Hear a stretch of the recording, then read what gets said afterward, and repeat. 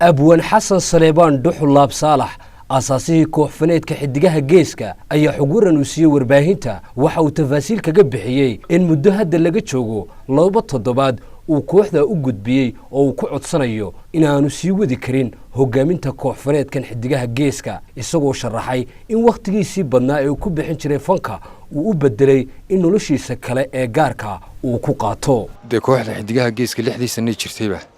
marka laga reebo 8 bilood gudoomiyaha ka ahaa waxa laga yaabaa in culayska maamulka fanku leeyahay ay aad u adag tahay waliba niman caana inaad isku hayso oo maamusho inay adag tahay taasina ay suuro galshay iyagoo ixtiraam iyo deganugeyl iyo midnimo intaaba la garab taagnaa xaqiiqatan muddo 2 toddobaad ka hor ayaa saaxiibaday mid iyo si wadaraba ugu sheegay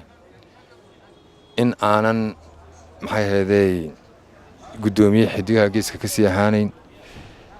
hawlaha gaarka darteed wax internal problems ma jiraan xidigaha geeska muran gudaha ma jiro laba qodob baa arintaasina aan ka xusi karaa horta nolosha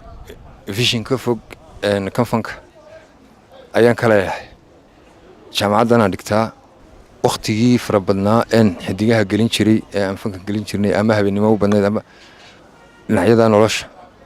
ayaan jecelahay horta inaan geliyo marka laga yimaado taa qodob kale oo muhiim ah jira oo sababay inaan maxay heeday hawsha ka yarnasto aan waxa iska nin family man ciyalkaygu ingiriiska ku nooleen deganayeen gabi ahaan waan ka soo raray halkan imika degan yihiin waxay u baahan yihiin waqti la siiyo waxay u baahan yihiin madrasad la geeyo waxay u baahan yihiin dugsi la geeyo arrimahaas oo dhan waxay keeneen in shakhsi ahaan aan isku wadi kari waayo hawlihii kooxda taagnaa markasta maalin kasta hawl taagan weeyaan oo ku faraxsanahay kulli toole maxay heeday kii qabta waa kii kale rag iga karti badan baa jooga xidigaha geeskuna waa dallad oo dhalinyaro ay hibadu madaysay way jirayaan way isku mabda anu hadan xilka ka tagin xubinimo kama tagin wixii tale iyo wixii tusaalaan la garab taaganahay